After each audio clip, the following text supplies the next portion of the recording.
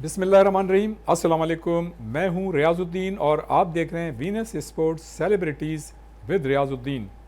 ICC T20 world cup. जनाब, world cup तो जारी है, शुरू हो चुका है, मैचेस भी बड़े धुआंधार हो रहे हैं, लेकिन बाज़ चीज़ें ऐसी हैं जिनको बयान करना बड़ा ज़रूरी है जनाब। इसलिए कि बांग्लादेश की टीम को जब बाहर किया गया, बांग्लादेश ने एहतजाज किया उसूलों पर, तो उसकी टीम को आईसीसी ने बाहर कर दिया। लेकिन जनाब, पाकिस्तान के वज़ीर-ए-आज़म और पाकिस्तान क्रिकेट बोर्ड जो है, उसके चेयरमैन ने सही वक्त पर सही स्ट्रोक खेला। अगर आप उसे मास्टर स्ट्रोक कहें तो मतलब गलत नहीं होगा, कि उन्होंने जनाब बांग्लादेश के साथ जो ज़्यादती हुई तो उसूलों की खातिर वो उनके साथ खड़े हुए और उन्होंने कहा कि ये बांग्लादेश के साथ ज़्यादती है और हम इसका बाइकाट करते हैं। और फिर जनाब एक भूचाल आया पूरे मतलब दुनिया क्रिकेट में, आईसीसी में, भारत में। चीखें जो थीं वो आसमान तक जा रही थीं। और उसके बाद जनाब आईसीसी के नुमाइंदे और जनाब दूसरे लोग जो है यहाँ पर पहुँचे। आईसीसी के वाइस चेयरमैन इमरान ख्वाजा साहब पहुँचे, यूएई से मुबशिर उस्मानी साहब यहाँ पहुँचे, और ज़ाहिर है बांग्लादेश के जो ऑफिशियल थे बोर्ड के वो भी यहाँ पर आए, और श्रीलंकन मतलब बोर्ड के साथ भी रब्ता रहा। फिर श्रीलंकन के सदर जो हैं उन्होंने वज़ीर-ए-आज़म शहबाज शरीफ को फ़ोन किया और फिर दरख्वास्त की कि नहीं जी आप आ जाएँ। बहरहाल जो पाकिस्तान की टर्म्स और कंडीशन थी उस पर जो है बहरहाल मामला तय हुआ और बड़ा किरदार अदा किया, जैसे मैंने पहले नाम लिए मुबशिर उस्मानी और इमरान ख्वाजा ने, इस तमाम मामले को सेटल कराने में। और हुआ ये कि फिर जनाब बांग्लादेश के ख़िलाफ़ कोई सेंक्शंस नहीं लगेंगी। बांग्लादेश का जो माली नुकसान हुआ है वो जो है उसका इजाला किया जाएगा, और फिर बांग्लादेश को आईसीसी का एक और इवेंट दिया जाएगा अंडर 19 का या वीमेंस क्रिकेट का। तो जनाब ये सारी चीज़ें थीं।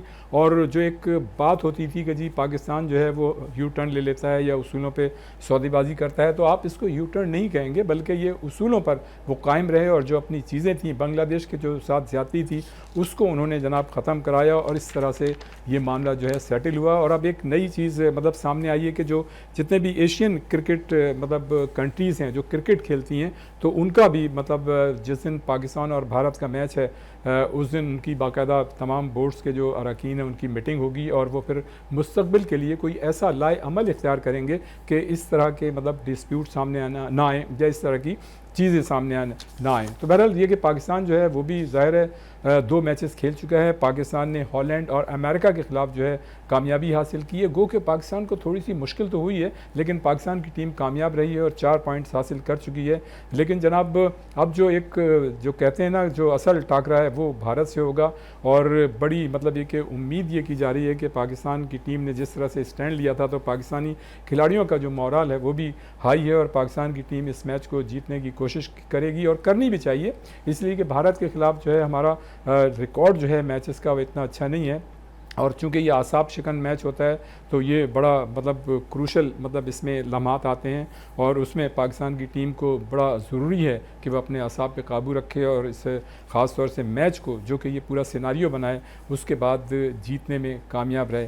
तो जनाब अफ़गानिस्तान की टीम का एक मैच बड़ा अच्छा हुआ है जनूबी अफ्रीका के साथ। जनाब वो मुकर्रर जो 20 ओवर से उसमें भी बराबर रहा, उसके बाद जो सुपर ओवर था उसमें भी बराबर रहा, और फिर बाद में जनाब जो दूसरा सुपर ओवर था उसमें जनाब किस्मत ने, आप ये कह सकते हैं कि अफ़गानिस्तान का साथ नहीं दिया, और फिर अफ़गानिस्तान की टीम जो है उसे शिकस्त का सामना करना पड़ा।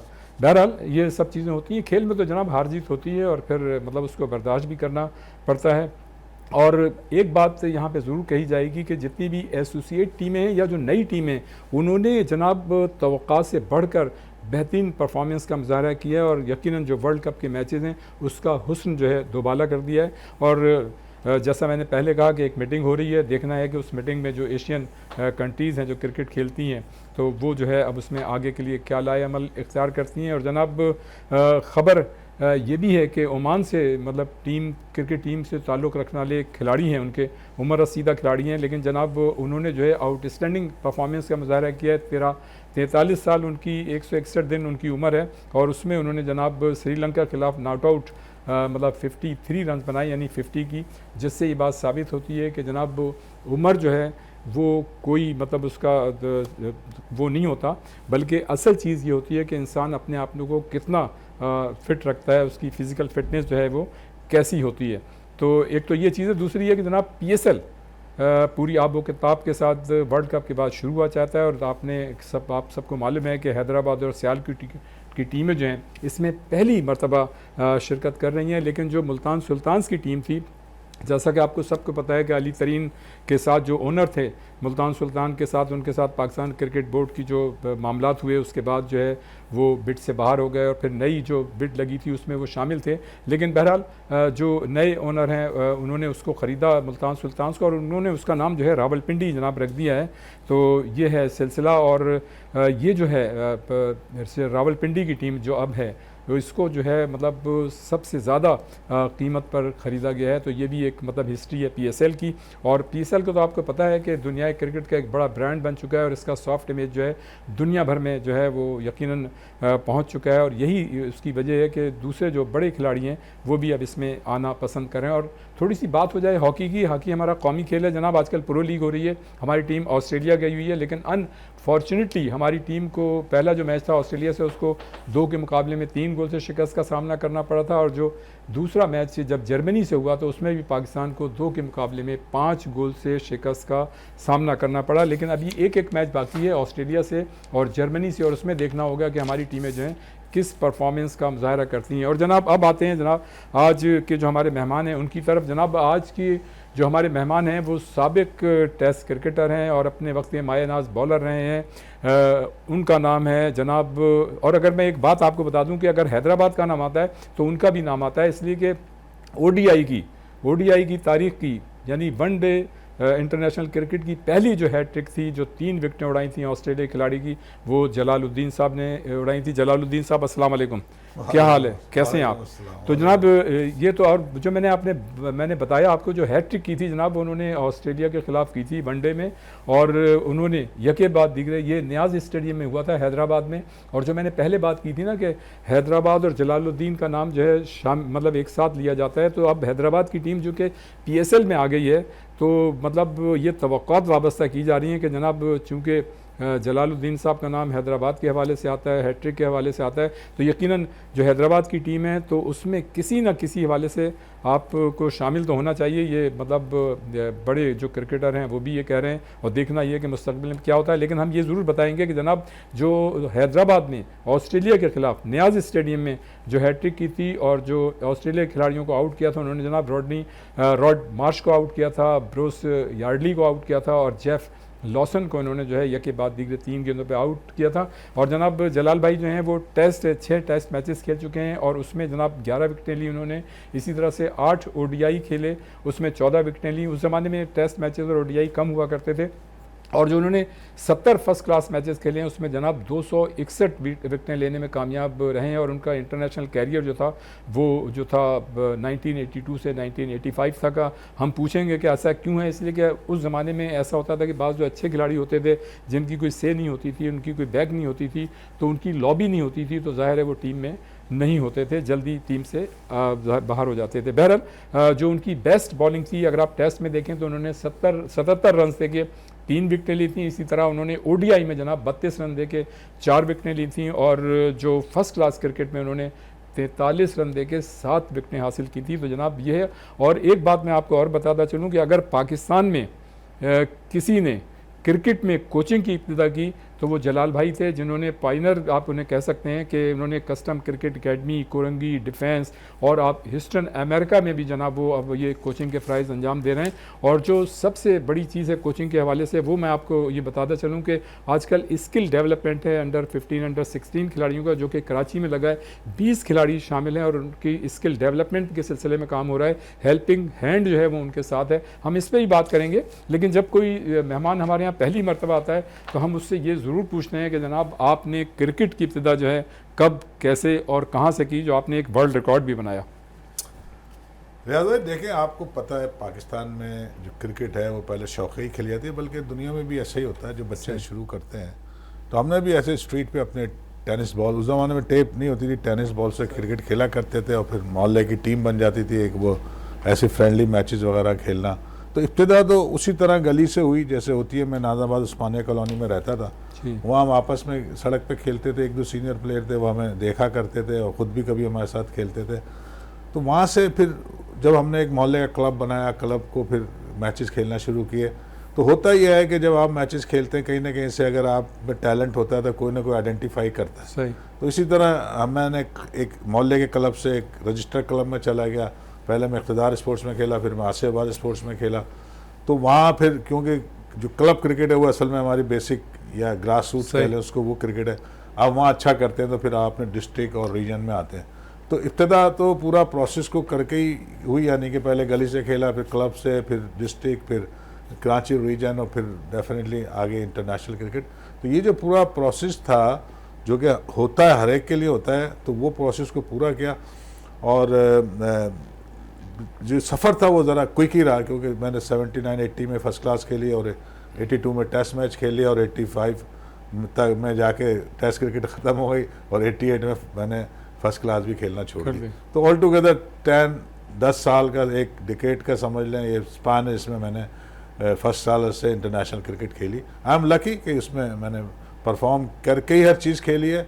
जब भी मुझे मौका मिला तो मैंने परफॉर्म किया। जैसे हैट्रिक से पहले मैं इंग्लैंड टूर पे गया था, वहाँ अपॉर्चुनिटी नहीं मिली थी टेस्ट मैच खेलने की। वापस आके ये ऑस्ट्रेलिया सीरीज़ थी। इससे पहले वनडे से पहले मैंने साइड गेम खेला था जिसमें ऑस्ट्रेलिया के 5 आउट किए थे। फिर ये जो हैट्रिक वाला मैच था ये भी लकीली मिला, क्योंकि इमरान उस ज़माने में लेट आए थे इंग्लैंड से, तो अभी वो अपने आप को समझ रहे थे कि एक्लेमेटाइज नहीं हूँ, थोड़ी गर्मी थी सितंबर का, तो उन्होंने ये मैच छोड़ दिया था।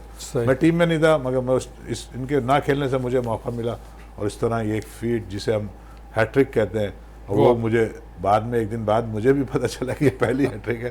तो दैट इज़ माई पहचान। जब आपने हैट्रिक की तो उस वक्त नहीं पता चला, बाद में पता चला। हैट्रिक की एक अपनी एक्साइटमेंट तो होती है बिल्कुल, मगर ये नहीं पता था कि ये पहली हैट्रिक होगी। इससे पहले मैं फर्स्ट क्लास और ये ऐसा कारनामा है जो मतलब कोई इसको तोड़ नहीं सकता। फर्स्ट तो अब ये इसकी एक अहमियत अपनी जगह बन गई है और जब भी कोई हैट्रिक करता है तो हम टॉप ऑफ द लिस्ट होते हैं। मतलब वनडे की तारीख में दुनियाई क्रिकेट में पहली हैट्रिक जाहिर है आपने की, तो वो उससे बहुत बड़ा पहचान है। और इस तरह फिर यानी कि क्रिकेट खेली, मगर इन बिटवीन भी कुछ ऐसे मौके आए जिसमें शायद क्रिकेट छोड़ देता मैं। सही। बीच में मैं जब फर्स्ट क्लास खेल ही रहा था शुरू में, तो फिर मैं एक मैरीन इंजीनियरिंग करने लगा। हमारी एक 4 साल की ट्रेनिंग होती है, वहाँ आप चले जाएं तो आपको फिर छुट्टी करने का मौका नहीं मिलता। वहाँ भी लकीली कोई ऐसी चीज़ें डेवलप हुई कि हमारे जो वर्क्स मैनेजर से मोहम्मद हुसैन खान, वो क्रिकेट के शौकीन थे, उन्होंने मुझे फर्स्ट क्लास खेलने के लिए अलाउ कर, जो एक मिरेकल था। मतलब miracle in the sense rare कह लें था कि ऐसा होता नहीं है कि आप 2-2.5 महीने छुट्टी करें। वो सब कुछ मैं 3 सीज़न करता रहा। उनकी बड़ी सपोर्ट रही इस मामले में, क्योंकि अगर मैं वहाँ चला गया था तो फिर मेरी क्रिकेट नहीं होनी थी। तो जब मैं ऑलमोस्ट वहाँ से समझ लें कि कंप्लीट करा था अपनी ट्रेनिंग, उसी दौरान मुझे टेस्ट खेलने का मौका मिल गया। तो इसलिए फिर मैं सेल नहीं किया, मैं मर्चेंट नेवी की तरफ नहीं गया, बल्कि मुझे बैंक ने जॉब दे दी, तो मैं फिर क्रिकेट की तरफ ही था। तो उससे इन बिटवीन फिर बाद में कस्टम में भी आ गया, तो कस्टम में बहुत कुछ किया और आज भी हम कर रहे हैं कुछ ना कुछ। अभी जैसे आपने बताया उसका डिस्कस भी कर लेंगे। सही, बिल्कुल। इस वक्त क्या कर रहे हैं? सही जनाब, ये गुफ्तगू का सिलसिला जारी रहेगा। यहाँ पर वक्त हुआ एक ब्रेक का, और ब्रेक के बाद फ़ौरन वापस आते हैं, यहीं से इस सिलसिले को शुरू करते हैं। एक ब्रेक।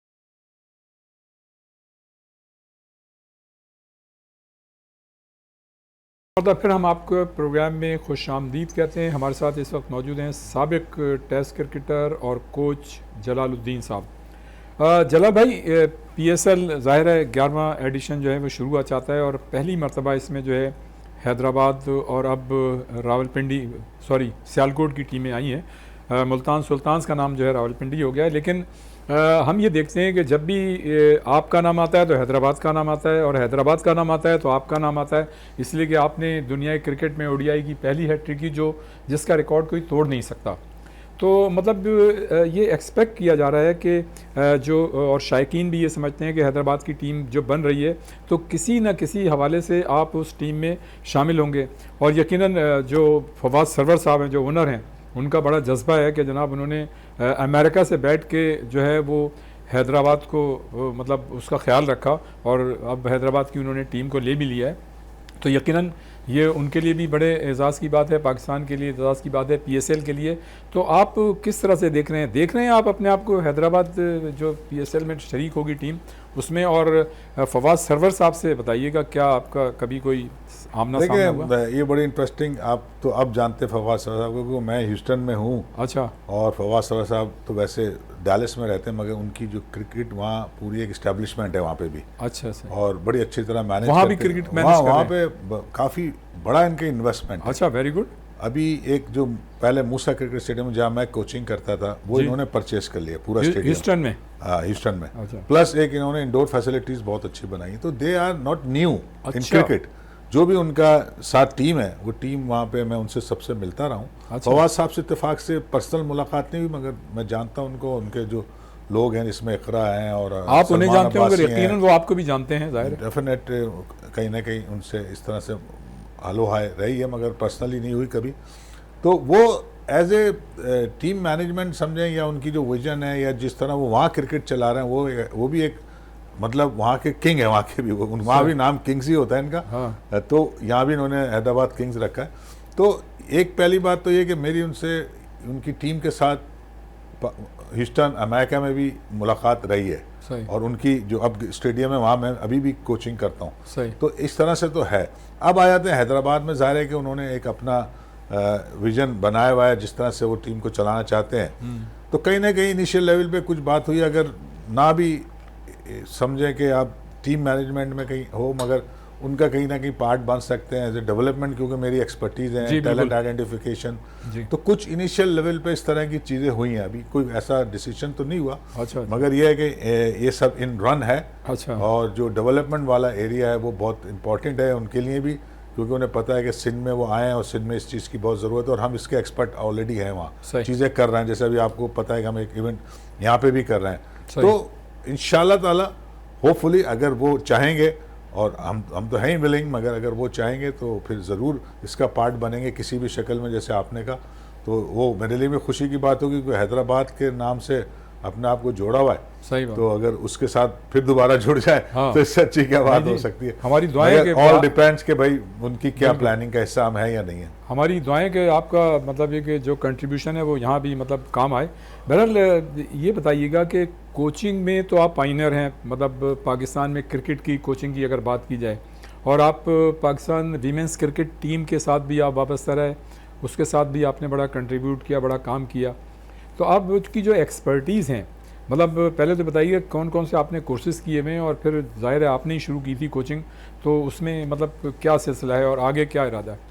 देखिए, एक तो दो तरह की एजुकेशन होती है, एक आपकी फॉर्मल होती है जी, एक आपकी इनफॉर्मल होती है। तो दोनों में हमने अपने आप को ट्रेन किया है। ये कह लें कि जो जब बहुत कम लोगों को कॉन्सेप्ट था कोचिंग का, क्योंकि क्रिकेट में कोचिंग 80s में जाके आई है। जी बिल्कुल। तो मैंने 90s से ट्रेनिंग लेना शुरू करी। मैं सबसे पहले खुद अपने ओन जाके इंग्लैंड से लेवल 1 किया, फिर इंग्लैंड से लेवल 2 किया, फिर क्रिकेट बोर्ड ने मुझे इंग्लैंड भेजा, लेवल 3 कराया, फिर बोर्ड ने मुझे इंग्लैंड भेजा फॉर ट्यूटर लेवल 1 कराने के लिए। यानी आप लेवल 3 के बाद आप कोचिज़ को ट्रेन करने की भी ट्रेनिंग ले सकते हैं। ये सारे मैंने कोर्सेज इंग्लैंड से किए। फिर ऑस्ट्रेलिया से जाके मैंने लेवल 2 किया, जो कि एक डिफरेंट तरीके का उनका कॉन्सेप्ट था, जो ज़्यादातर साइंटिफिक अप्रोच के साथ जाते थे एज़ कम्पेयर टू इंग्लैंड। वो मैंने जाके किया। फिर पाकिस्तान क्रिकेट बोर्ड ने लेट शुरू किया। हमने यहाँ सबसे पहले पाकिस्तान में सर्टिफाइड कोर्सेज बनाए हमने अपनी एकेडमी के थ्रू। ऑस्ट्रेलियन लेवल 2 जो मैंने वहाँ किया था, वो लेवल 2 मैंने पाकिस्तान में कराया और 28 कोचेज डेवलप किए। उसमें से आधे से ज़्यादा कोचेज अभी पाकिस्तान क्रिकेट बोर्ड को सर्व कर रहे हैं। तो आपके मतलब वो पहली दफ़ा अगर कोई कोर्स ऑस्ट्रेलियन एक्रीडेशन के साथ हुआ है तो हमने किया। इसके अलावा हमने लेवल 1 के भी 2 कोर्सेज कराए थे। तो क्रिकेट खुद ट्रेनिंग लेना एज ए कोच और कोचेज डेवलप करना, ये हम इसमें पायनियर हैं। और फिर जाहिर है कि जब मैंने एकेडमी बनाई तो एकेडमी के थ्रू बहुत सारे हमने ऐसे इवेंट किए जिससे कि प्लेयर डेवलपमेंट का उसमें ख़ास तौर से था। और हमने अपनी एकेडमी के थ्रू ग्रास रूट्स पे 12 टूर किए पाकिस्तान से बाहर, जिसमें इंडिया भी शामिल है, आपका श्रीलंका, मलेशिया, बांग्लादेश, यूएई। और 11 दफ़ा हम टूर्नामेंट खेलने गए और 11 दफ़ा जीत के आए। तो ट्रैक रिकॉर्ड बहुत अच्छा रहा इस सिलसिले में। और बहुत सारे जब हम कस्टम की टीम को डेवलप किया, उस वक्त आपको पता है कस्टम में क्रिकेट नहीं होती थी। आप तो हॉकी का समझते हैं कि हॉकी से जाना जाता था कस्टम, मगर एक वक्त ऐसा है कि हमने वहाँ पे क्रिकेट कर दी और इतनी अच्छी क्रिकेट हो गई कि हमने बड़ी बड़ी टीमों को हराया और हम चैंपियन हुए। 1 साल फर्स्ट क्लास के और 2 साल वनडे के नेशनल फाइनल खेला। तो ये सारी चीज़ें हमने जब की जब किसी को इसका कॉन्सेप्ट नहीं था। फिर खाली सर्टिफिकेट लेना काफ़ी नहीं होता, आपको कहीं ना कहीं एक्सपीरियंस करना होता। उस सिलसिले में हमने बहुत से प्रोग्राम ऐसे किए, प्लेयर डेवलपमेंट के किए, 10वीं प्रोग्राम किए। विमेंस का आपने जिक्र किया, तो फर्स्ट हमने एकेडमी विमेंस की बनाई। फिर विमेंस की आज भी 4 लड़कियां जो पाकिस्तान टीम में खेल रही हैं और 5 लड़कियां जो इमर्जिंग में हैं, उन्होंने क्रिकेट हमारे पास स्टार्ट किया। हमने उन्हें आइडेंटिफाई किया। तो ख़ास बात जो आप मेरे हवाले से कह सकते हैं, एक तो talent identification at early age, जो कि बहुत ज़रूरी होता है, उसकी हमने एक्सपर्टीज़ बनाई। फिर हमने डेवलपमेंट में सीखा कि डेवलपमेंट अभी तक मैं आपको थोड़ा सा डेवलपमेंट का बता दूं, यह कॉन्सेप्ट क्लियर नहीं है डेवलपमेंट का। अब इंडिया और बांग्लादेश जैसे मुल्क समझ गए कि डेवलपमेंट कैसे होती है। वो 5 साल का प्रोग्राम रन करते हैं बांग्लादेश, इंडिया 4 साल का अपने स्टेट में करती है। हमें अभी इस चीज़ की ज़रूरत है, हम भी यह डेवलपमेंट करें, मगर वो उसे मैं डेवलपमेंट नहीं कहूँगा, वो अवेयरनेस कम, थोड़ी सी डेवलपमेंट, उसका अपना एक बेनिफिट है। मगर अगर आपने प्रॉपरली आज के हिसाब से मॉडर्न डेज क्रिकेट का प्ले डेवलप करना है तो 4 से 5 साल की ट्रेनिंग होना ज़रूरी है अपने पास रख के। तो अगर क्रिकेट बोर्ड ये करे तो मैं समझता हूँ आज फिर हम वो टॉप क्लास प्लेयर डेवलप कर सकते हो। आज की रिक्वायरमेंट है, तो हम इसलिए लैग कर रहे हैं, मगर रॉ टैलेंट हमारा 10 साल का 11 साल का बच्चा बहुत अच्छा है। सही। अच्छा, चल रहे आप आते हैं ज़रा वर्ल्ड कप की तरफ। और जब पूरा आपने देखा कि मुस्तफ़िज़ुर रहमान को पहले IPL से बाहर किया गया, फिर उस पर एहतजाज किया बांग्लादेश ने कि जी अगर आप एक प्लेयर को सिक्योरिटी नहीं दे सकते तो पूरी टीम को सिक्योरिटी क्या देंगे। उन्होंने पुल आउट किया और फिर बाद में जनाब उनको ICC का जो रवैया रहा बांग्लादेश के ख़िलाफ़ और भारत का, तो उस पर पाकिस्तान ने स्टैंड लिया। और पाकिस्तान, मैं ये कहता हूँ कि पाकिस्तान क्रिकेट बोर्ड और हुकूमत पाकिस्तान, उन्होंने सही वक्त पर सही स्ट्रोक खेला। जो मैंने इंट्रो में कहा कि उन्होंने मास्टर मतलब एक बड़ा अच्छा सही वक्त पे सही फैसला। इस पूरे मतलब मंजरनामे को किस तरह से देखते हैं, क्या कहेंगे? सबसे अच्छी बात जो मेरे पॉइंट ऑफ व्यू से ये हुई कि मसला हल हो गया। सही। वरना इसके जो कॉन्सिक्वेंसेस आने थे ना, अगर पाकिस्तान नहीं खेलता सही तो बहुत कुछ होना था। अच्छा, तो इसलिए मैं कहूँगा कि बहुत अच्छा फैसला हुआ कि ये पाकिस्तान मैच खेल रहा है इंडिया के अगेंस्ट। अच्छा, अब इसका बेनिफिट जाहिर है कि पाकिस्तान ने कुछ स्टैंड लिया है, पॉलिसी स्टैंड था, गवर्नमेंट सपोर्ट कर रही थी, वो अपनी जगह बहुत अहम था। और उससे हमें तो कोई ऐसा सच फ़ायदा नहीं हुआ। ये कि हमने सपोर्ट किया बांग्लादेश को, बांग्लादेश के लिए हमने जो कहा वो उनको बेनिफिट मिल गया, इसलिए कि उनकी जलील भाई मैं यहाँ एक बात ज़रूर कहूँगा, इससे पहले हम बड़े बड़े स्टैंड लेते थे लेकिन हम बैकआउट कर जाते थे, तो उसमें मतलब हमारी रेपुटेशन भी तो मतलब उस तरह से नहीं बन सकी। अब अगर हमने उसूल की खातिर एक स्टैंड लिया है तो हमारी रेपो तो बनेगी, थोड़ा सा हमको और बेहतर मतलब महसूस किया जाएगा। देखिए, एक मौका से फ़ायदा उठाने वाली बात थी ना, वो हमने उठा लिया। मगर ये लॉन्ग रन पे आप ही को रेपो नहीं बनेगी। अच्छा, लॉन्ग रन पे आपको जो करना है वो यही करना है कि अपनी टीम को स्ट्रॉन्ग करना है, मजबूत बनाना और अपने आप को फाइनेंशियली स्ट्रॉन्ग, बिल्कुल सही कह रहे हैं आप, फाइनेंशियली स्ट्रॉन्ग करना है। ये दो चीज़ें आप कर लेंगे और ये फौरी होने वाली नहीं है, थोड़ा सा टाइम लगेगा, मगर अगर आज से शुरू करेंगे तो हम ये कर सकते हैं। हमें अल्टीमेटली ये करना है कि अपने आप को इतना अच्छा कर लेना है दोनों एरिया में फाइनेंशियली, तो तब आप इंडिया को बीट कर सकते हैं। जो उनकी हटदर्मी है, ज़ाहिर है कोई उसको कोई अच्छा तो नहीं समझा इंडिया जो कर रहा है, मगर बीइंग ए पावर। नहीं, अब तो नासिर हुसैन समेत बहुत से क्रिकेटर जो हैं साबिक, उन्होंने कंडम किया इस चीज़ को। वही मैं कह रहा हूँ ना, कंडम तो किया, मगर अल्टीमेटली पावर अभी भी उन्हीं के पास है ना। अभी तो वो उन्होंने तो अपना रोल शो नहीं किया ना, तो साइलेंट बैठे रहे, आईसीसी फ्रंट पे रही, सही। मगर पावर जो है वो इंडिया के पास ही है। तो अब इस पावर को असल आपने कम करने के लिए सबसे पहले अपनी क्रिकेट टीम को स्ट्रांग करना है और उनको बीट करना है, मैचेस में हराएं और ओवरऑल इंडिया क्रिकेट में अच्छा परफॉर्म करें और फिर फाइनेंशियली अपने आप को स्ट्रांग करें, तो फिर देखें आपकी क्या वाह वाह होगी। अच्छा, तो फाइनेंशियली हम कैसे मतलब वो साउंड हो सकते हैं? देखिए, पहली बात तो ये होगी, जब आपकी टीम टॉप टीमों में आएगी तो आपको हर लिहाज से पैसे ज़्यादा मिलेंगे, चाहे वो आपका शेयर हो, चाहे स्पॉन्सरशिप के वाले से टीवी राइट्स हो। फिर दूसरा सबसे बड़ा आपका जो है आपका अपना होम, जिसे पीएसएल कहते हैं, वो एक आपका बड़ा सोर्स ऑफ इनकम है। तो अगर आप जिस तरह आईपीएल में इतनी हाई स्टेक्स होती हैं हर चीज़ की, जब आपकी टीम भी टॉप पे जाएगी तो आपको भी काफ़ी हाई स्टेक्स मिलेंगी और टॉप प्लेयर भी आना शुरू होंगे। तो ये चीज़ें हैं, और फिर आपको पहले अपना ग्रास रूट से क्रिकेट को सही करना है, जो कि 3 से 5 साल का प्रोजेक्ट होगा। सही। अगर ये आप करते हैं, जो कि बोर्ड अभी कुछ ग्रास रूट्स पे काम कर रहा है, मैं ज़रूर कहूँगा, मगर वो अभी स्कैटर्ड है। सही। मैं चाहता हूँ उसकी इंटीग्रेशन ऐसी हो और वो towards direction of Pakistan cricket होनी चाहिए, और जो डेवलपमेंट प्रोग्राम है वो लंबे अरसे के हों। तो मैं समझता हूँ कि ये चीज़, मतलब आपका कहने का एक शॉर्ट टर्म प्लानिंग हो और एक लॉन्ग टर्म प्लानिंग, तीन तरह की प्लानिंग होगी, जो मैं बहुत दफ़ा कह चुका हूँ। एक ग्रास रूट्स की लॉन्ग टर्म है, जो 3 से 5 साल, मिड टर्म में आपका डिस्ट्रिक्ट और फर्स्ट क्लास क्रिकेट आ जाएगी, और शॉर्ट टर्म में आपकी पाकिस्तान टीम को भी आपको छोड़ना तो नहीं है ना। जो आप बेहतर कर सकते हैं उसको फॉर द टाइम बीइंग वो आप करते रहें, मगर आप फोकस करें उस पे जो आपका ग्रास रूट्स वाला पीरियड पूरा होगा, तो आपके पास जो क्वालिटी प्लेयर आएंगे। अच्छा, आपने जलाल भाई, ये सारी चीज़ें तो अपनी जगह हैं, लेकिन ये बताइएगा, हॉलैंड और अमेरिका से कामयाबी के बाद आप समझते हैं कि पाकिस्तान क्रिकेट टीम जो है भारत के खिलाफ भी अच्छा खेलेगी, इसलिए कि हॉलैंड और अमेरिका के खिलाफ भी पाकिस्तान को जद्दोजहद करनी पड़ी? क्या कहेंगे? जी जी, देखें, यही बात मैं आपको पहले भी बताना चाह रहा हूँ कि हमें अपने आप को स्ट्रॉन्ग करना है। सही। तो अब ये राइट टाइम है, अगर हम इंडिया को इस मैच में हराएं, सही, और अपने आप को मनवाएं। देखिए, क्रिकेट खेल के ही मनवाना पड़ेगा। तो इसके लिए अब अगर आप ऑन पेपर चांसेस देखें तो पाकिस्तान के चांसेस लेस हैं और इंडिया के ज़्यादा हैं।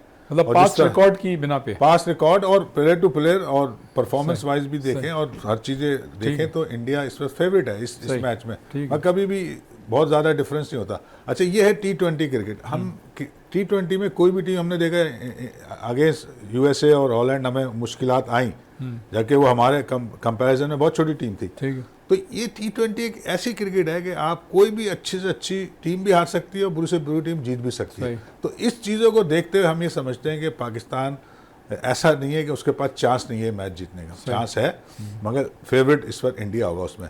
तो अब अगर आपको कुछ करना है तो आपको कुछ अपने एंड से एक्स्ट्रा ऑर्डिनरी करना होगा, चाहे वो बैटिंग हो, बॉलिंग हो, फील्डिंग है, और जो चांसेस है उन्हें ग्रैब करना होगा, और पावर प्ले का सही यूटिलाइज, और फिर उसके बाद टैक्टफुली आपको एक बड़ा स्कोर सेट करना है अगर पहली बैटिंग कर रहे हैं, और अगर चेस कर रहे हैं तो उसमें भी आपको अच्छी तरह प्लान करके अननेसेसरी विकेट नहीं थ्रो करनी। तो जीत तो सकते हैं, और अगर जीतेंगे ही तो आपकी वैल्यू बनेगी। जो आपने स्टैंड लिया, जी बिल्कुल, उसको आज अगर आपने सही साबित करना है तो आप इनको मैच हराएं। सही, ये सही तरीका है। सही। और फिर इन फ्यूचर मतलब आप कहते हैं कि जब भी आपके वकार में इजाफा होगा, आपने जो स्टैंड लिया था वो तो था, वो हो गया, उसमें कामयाबी भी हो गई जी, मगर वो कामयाबी क्रिकेट रिलेटेड नहीं है। सही, वो एक उसूली था और पॉलिसी थी, मगर आपको क्रिकेट में बीट करना है इंडिया को, जो आप नहीं कर पाते। उसके लिए आपको प्लानिंग चाहिए, और ज़ाहिर है उसके लिए फिर जैसे हमने डिस्कस किया कि short term long term plan चाहिए। अपनी टीम को अच्छा करें, दो बातें हम कर लें, फिर आपकी देखें आपकी भी पावर आ जाएगी, और आप इंडिया को फिर बैठ के क्या कहते हैं उसे दिखा सकते हैं अपनी ताकत। सही, हरा सकते हैं। हाँ बिल्कुल जनाब, ये सिलसिला गुफ्तगू का जारी रहेगा। यहाँ पर वक्त हुआ एक ब्रेक का, ब्रेक के बाद फ़ौरन वापस आते हैं, यहीं से इस सिलसिले को शुरू करते हैं। एक ब्रेक।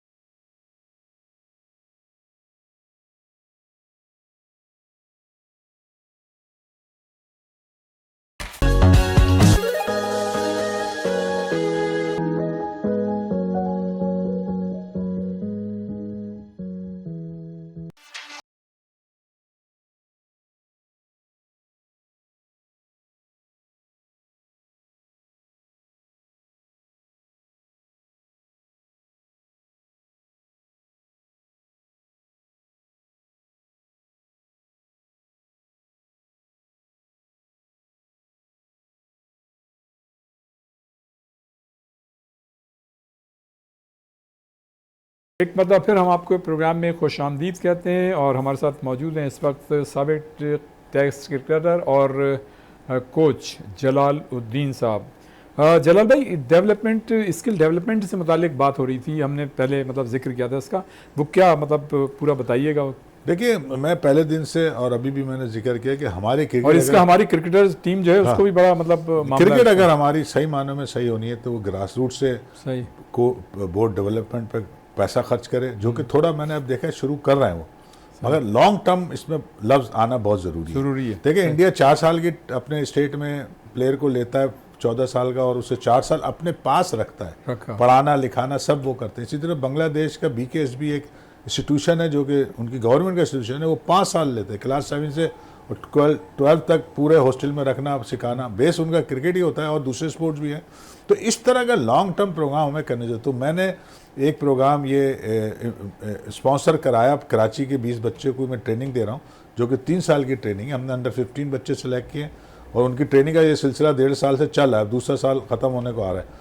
तो इस तरह की चीज़ होनी चाहिए। तो मैंने जो कहा मैं वो करके लाया, और जिस तरह मैंने और बहुत सारे फर्स्ट किए, हैट्रिक फर्स्ट है और कोचिंग कराई है, तो ये प्रोग्राम भी अपनी नौयत का ऐसा है, इससे बच्चे फ़ायदा उठा रहे हैं और 4 स्टेजेस में ये प्रोग्राम है, बहुत अच्छा प्रोग्राम है जो आगे चल के पाकिस्तान को फ़ायदा होगा। अच्छा, बड़ी बात की जाती है अपने जो हमारे कप्तान हैं टीम के सलमान अली आगा, कि हमने मतलब वर्ल्ड कप से पहले जो हमने बहुत सारे मैचेस खेले लास्ट ईयर, वो मीडियोकर टाइप की टीमें थी, उनसे हमने जीते और उनकी कप्तानी पे भी थोड़ा से मतलब तहफ़्फ़ुज़ात थे।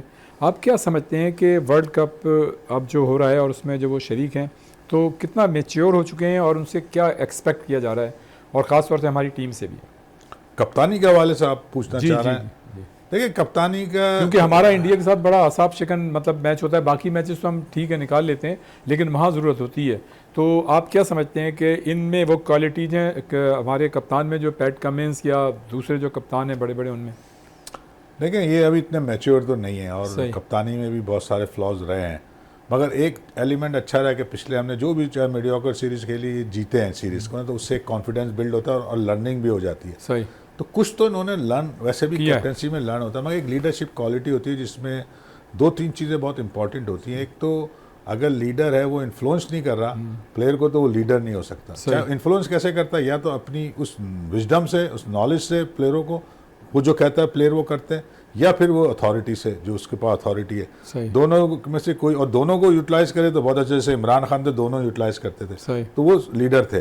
तो लीडर के लिए इन्फ्लुएंस करना बहुत ज़रूरी है। तो इन्फ्लुएंस इस वक्त ये यही कर सकते हैं कि अपनी परफॉर्मेंस से कर सकते हैं, क्योंकि अभी इनके पास कैप्टनसी का इतना एक्सपीरियंस नहीं है।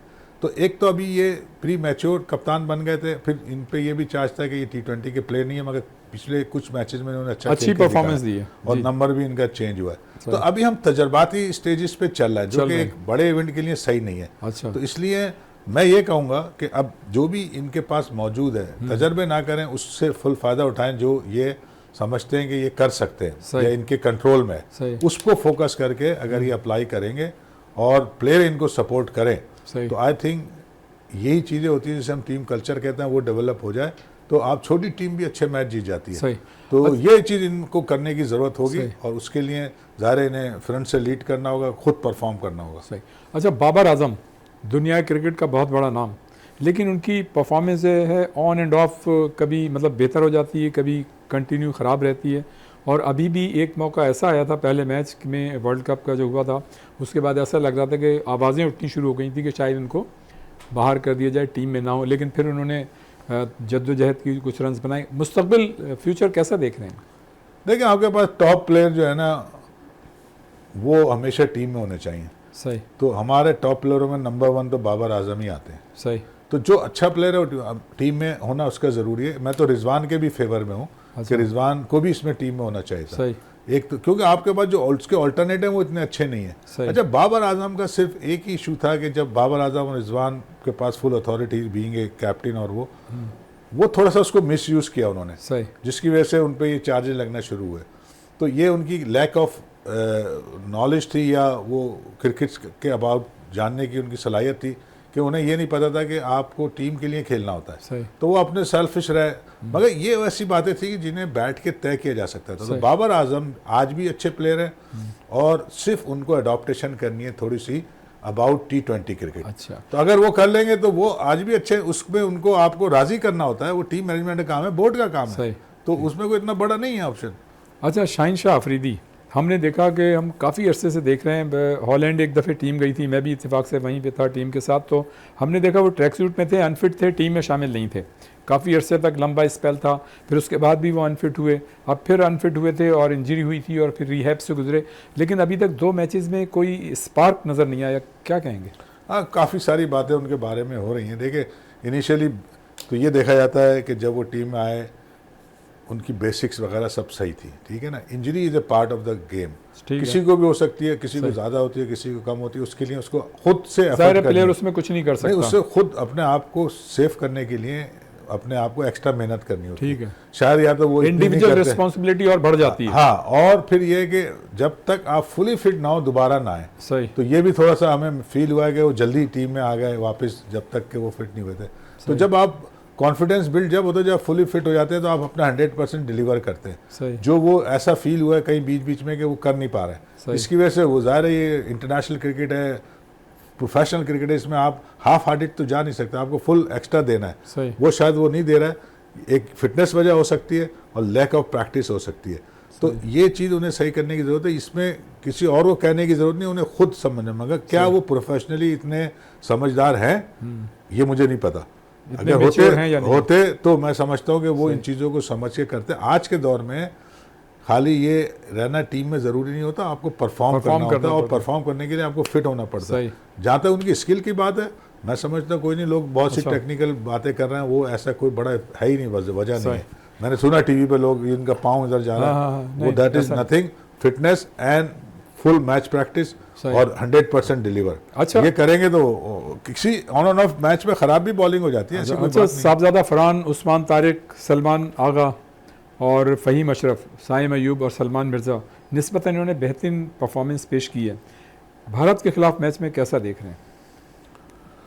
देखिए कुछ तो जो पाकिस्तान टीम में वापस आए हैं, इसमें से 2-3 नाम डिस्कार्टेड प्लेयर थे, ठीक आ गए बीच में, कुछ उन्होंने शादाब जैसे उनकी परफॉर्मेंस नहीं थी, 1 साल तक वो चलते रहे और ज़बरदस्ती टीम में शामिल किया गया। थे और भी 1-2 प्लेयर थे जो डिस्कार्ड हो गए आए थे। तो डिस्कार्डेड प्लेयर तो तभी होता है जब वो परफॉर्म नहीं करता। सही।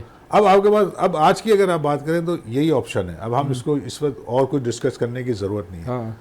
इंडिया देखें, आपको पता है कि एक स्ट्रॉन्ग टीम है, और आपको मैंने जैसे पहले कहा कि जो भी हमारे प्लेयर हैं, चाहे वो फ़हीम अशरफ हैं, शादाब हैं, या दूसरे प्लेयर हैं, या आपके साइम अयूब हैं, इनको कुछ एक्स्ट्रा करना पड़ेगा। अगर एक्स्ट्रा नहीं करेंगे तो इंडिया से नहीं जीत सकते, चाहे वो बॉलिंग हो या फील्डिंग हो या बैटिंग हो। एक्स्ट्रा से क्या मुराद है, आपने जो अपनी फील्ड ली हुई है उस पर विदाउट फेयर आप बॉलिंग करेंगे, इसी तरह बैटिंग थोड़ी सेंसिबल करेंगे। रिस्क तो लेना ही पड़ता है T20 में, बगैर इसलिए खासतौर से पावर प्ले में, मगर समझदारी से जोन वाइज रिस्क लिया जाता है। तो अगर आपने पहले बैटिंग करके एक बड़ा स्कोर नहीं किया तो आप इंडिया से नहीं जीत सकते, और अगर चेस कर रहा है और आपने बहुत ज़्यादा रन बनवा दिए तब भी आप नहीं जीत सकते।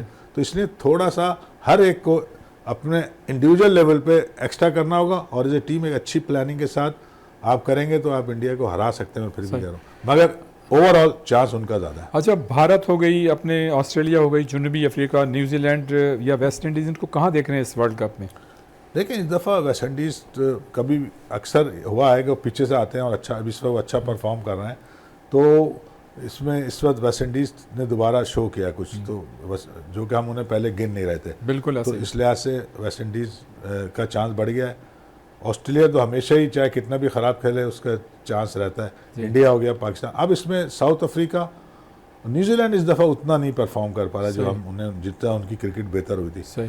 तो इंग्लैंड ने भी उतना अच्छा नहीं किया। तो इस दफ़ा यही लग रहा है कि वेस्ट इंडीज़ और इंडिया, साउथ अफ्रीका और ऑस्ट्रेलिया, फिर आउटसाइड चांस में पाकिस्तान भी है, फिर इंग्लैंड भी है। तो इस तरह से अभी ये मैचेस बाकी इधर हो जाए। मगर जनरली जो एक नई चीज़ नजर आई वो आई वेस्ट इंडीज़ की तरफ से, और थोड़ा बहुत जो है वो अब हम देखेंगे साउथ अफ्रीका ने जिस तरह मैच हराया है उनके कॉन्फिडेंस होंगे। मगर हमेशा से साउथ अफ्रीका का आपको प्रॉब्लम है कि एट दी एंड जाके वो चौकर मशहूर हैं, तो वो वाला एलिमेंट अभी तक उनमें मौजूद है। अच्छा, ये सारी बातें तो हैं हमारे, आपने चूँकि पाकिस्तान वीमेंस क्रिकेट के साथ भी आप रहे, बड़ा कंट्रीब्यूट किया है, इस वक्त हमारी टीम गई हुई है बाहर दौरे पे, क्या देख रहे हैं हमारी टीम ने, क्या इस काबिल हो सकी है कि अब फ्यूचर में बड़ी टीमों के ख़िलाफ़ बाकायदा आंखों में आंखें डाल के खेल सकेगी वीमेंस टीम?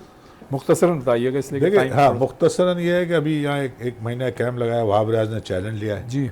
अब देखते हैं ये तो क्या उन्होंने चैलेंज लिया था कि उनकी डायरेक्शन सही थी। अच्छा, मेरे हिसाब से जो डायरेक्शन है ना वो जो मैं समझता हूँ विमेंस को कि हमारी स्ट्रेंथ क्या है, सही हमारी स्ट्रेंथ हमारी स्पिन बॉलिंग है और उसके साथ उसके फील्डिंग प्लान्स। सही बैटिंग हमारी स्ट्रेंथ नहीं है, सही, पावर हिटिंग हम नहीं कर सकते, नहीं कर हम स्पिन बॉलिंग अच्छी कर सकते हैं। और किसी भी बड़ा टीम सही पॉइंट आउट किया और आपने। किसी भी टीम को जो हमारी जैसे ऑस्ट्रेलिया है, इंग्लैंड है, अगर आप अच्छी स्पिन बॉलिंग करें और आपका फील्डिंग प्लान सही हो, सही, मैं दोनों को लिंक कर रहा हूँ, खाली बॉलिंग को नहीं कर रहा, तो आप बड़ी से बड़ी टीम को हरा सकते हैं। मतलब बैटिंग से नहीं हरा सकते, सिर्फ स्पिन बॉलिंग से हरा सकते हैं और उसके साथ प्लान। अगर ये डायरेक्शन उन्होंने लिए वहाब रियाज ने तो आई थिंक रिजल्ट सामने आ जाएगा। अच्छा जलाल भाई, आप सवालात तो बहुत सारे रह गए लेकिन मैंने आपसे बहुत सारे सवालात किए और आपने जवाबात दिए। कोई ऐसी बात जो मेरे सवाल में शामिल ना हो लेकिन आपके जहन में हो क्रिकेट के हवाले से मुख्तसरन, और हमारे नौजवानों का पैगाम? देखिए अब क्रिकेट खासतौर से अपने हम पाकिस्तान क्रिकेट की बात कर रहे हैं, इन्हें हर लिहाज से जो दुनिया में अब तरीके हैं मॉडर्न डेज क्रिकेट की, मैं खासतौर से फिर डेवलपमेंट पे आ जाता हूँ, सही, वो अब अडॉप्ट करना होगा। सही। अब हम पुराने अभी तक जिस तरह सिलेक्शन क्राइटेरिया है या प्लेयर डेवलपमेंट है, अभी तक हम वो हमारे ज़माने 80 के हिसाब से हम चल रहे हैं, ये चेंज करना होगा अगर क्वालिटी क्रिकेट खेलनी है। क्रिकेट तो हमारे पास इतना बच्चा पड़ा हुआ है, क्रिकेट कभी ख़त्म नहीं होगी। सही। मगर हम अगर टॉप प्लेयरों में जाना है तो हमें अपनी पॉलिसीज़ को, अपने इवेंट्स को और अपनी जो प्रोग्राम एंड डेवलपमेंट के उन्हें मॉडर्नाइज करना पड़ेगा। और उसमें सिर्फ प्लेयरों की बात नहीं है, आपको ह्यूमन रिसोर्स सही करनी होगी, यानी आपके कोचेस, आपके मैनेजर्स आज के मॉडर्न डेज क्रिकेट के हवाले से उनकी वो लर्निंग होनी चाहिए ताकि वो आज विजन उनका क्लियर हो। सही। बहुत शुक्रिया जलालुद्दीन साहब, आप यहाँ तशरीफ़ लाए। यकीनन ये गुफ्तगू जो है हमारे शायकीन और नाजरीन जो उनको पसंद आई होगी। आपका बहुत बहुत शुक्रिया। इंशाल्लाह आइंदा भी आपको तकलीफ़ देंगे आपको बुलाने का। तो जनाब नाज़रीन, ये था हमारा आज का शो। यकीनन आज की ये गुफ्तगू आपको पसंद आई होगी और इसकी फ़ीडबैक हमको ज़रूर दीजिएगा। आइंदा हफ्ते इंशाल्लाह किसी नई शख्सियत या नई शख्सियात के साथ एक मरतबा फिर आपकी खिदमत में हाज़िर होंगे। उस वक्त तक के लिए रियाज़ुद्दीन को इजाज़त दीजिए। अल्लाह हाफ़िज़।